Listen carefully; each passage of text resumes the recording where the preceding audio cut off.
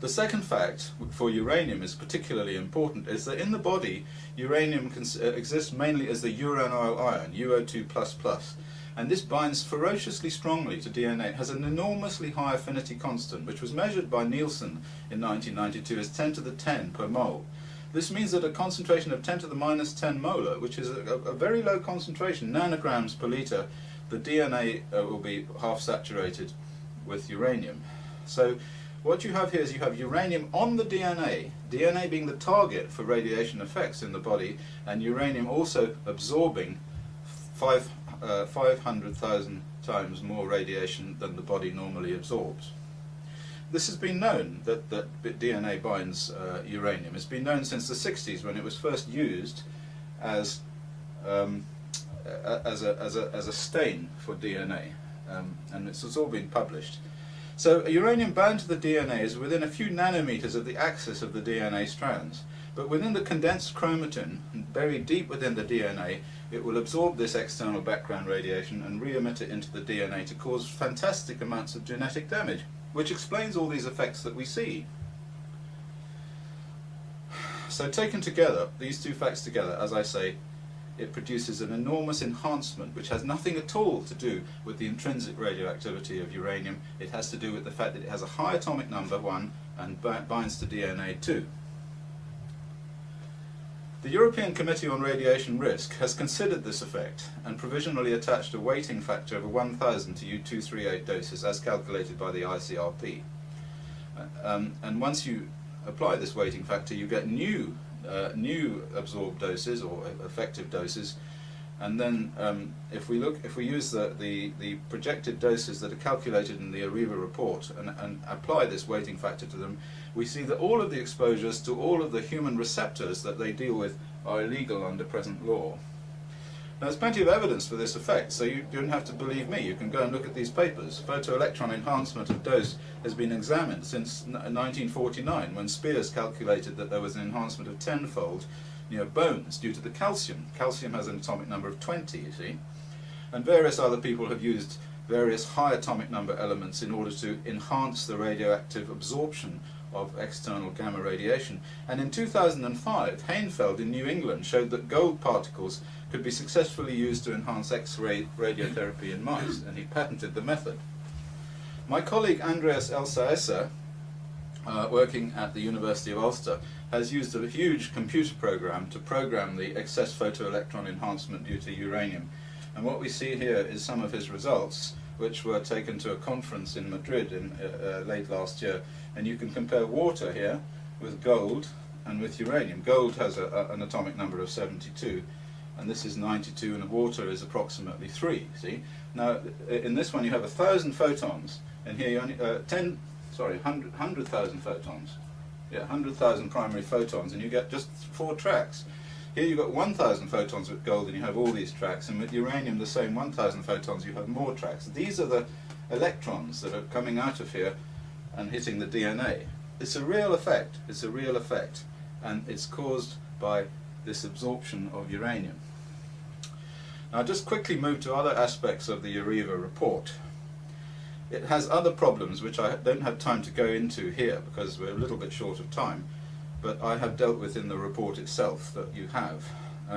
Firstly, the report does not include human receptors for child under 5, infant or fetus, nor germ cell damage. And uranium being genotoxic, these are exactly the targets for its radiation effects, and they should be modelled.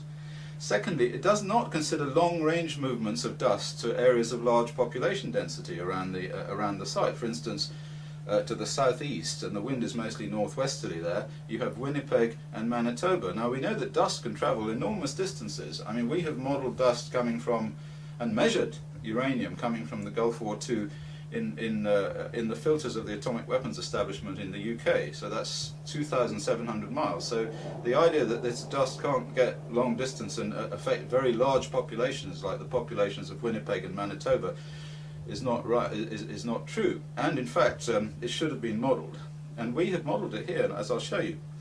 Finally, it fails to present sufficient data or detail to allow an examination of its conclusions. There's no windrows, for example. We're not told which direction the wind is going. Now, this is pretty extraordinary for an environmental impact statement. And finally, there's some legal philosophical problems. There's no justification for the project in the environmental impact statement. This is a requirement under Euratom Treaty law. If you have an effect which is likely to cause radiation doses to members of the public, you have to justify it in terms of its benefits. And there's been no proper justification, except some arm waving about global warming. And if you're going to talk about global warming, you need to talk about how much carbon dioxide you're going to produce in the operation of mining and trucking it over to the plant where you turn it into yellow cake. Huge amounts of carbon dioxide were produced in that, and that has to be weighed against the amount of carbon dioxide saving, which in any case will occur probably in another country if this is being exported. Then the philosophical basis of the operation, in any case, even if that were done, is outdated and superseded by modern human rights-based ethics. Because you can't have a society where some people get the advantage and other people get the disadvantage. And nowadays it's generally considered, and the UN has encapsulated this in the laws, human rights legislation, to one of them saying that humans have the absolute right to the integrity of their body. So I'm allowed to say that I do not want uranium from this plant in my body. And that takes precedent over the idea that lots of people might want to make money out of it. Not my problem. And then, of course, finally, and to my mind most important, it fails to account for the overall planetary impact through the widespread dispersal of a genotoxic material and all its dangerous fission offspring, because we have to remember that this stuff, uranium, is the feedstock for nuclear energy, nuclear power. And so the nuclear power stations will take this uranium and will convert them into strontium-90 and cesium-137 and plutonium-239, horrifying array of substances, all of which are genotoxic. So there has to be some ethical consideration of that, and there has been none. Because after all, this stuff, you have to remember, is in the ground, safely underneath a lake. It's a highly radioactive, extremely genotoxic substance, which can then go on to produce even more highly radioactive genotoxic substances. And what happens? Somebody decides to pull it out of the ground and then turn it into a purest form imaginable and then export it in such a way where it will be used either as depleted uranium weaponry or as enriched uranium as a fuel source, ultimately contaminating the entire planet. The entire planet. So we're not just talking about snowshoe hares or wolves that happen to live around the site of the operation. We're talking about the entire planet and the entire human race, an extremely genotoxic substance. And none of this has been considered.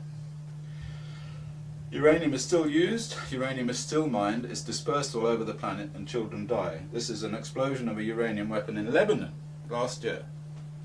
And finally, this is a graph that my colleague Richard Bramhall figured out about 10 years ago.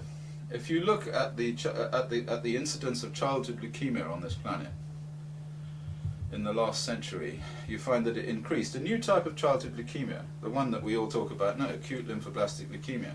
And in fact, the graph for acute lymphoblastic leukemia exactly follows the production of uranium and radium. Thank you for your time, and please read my report.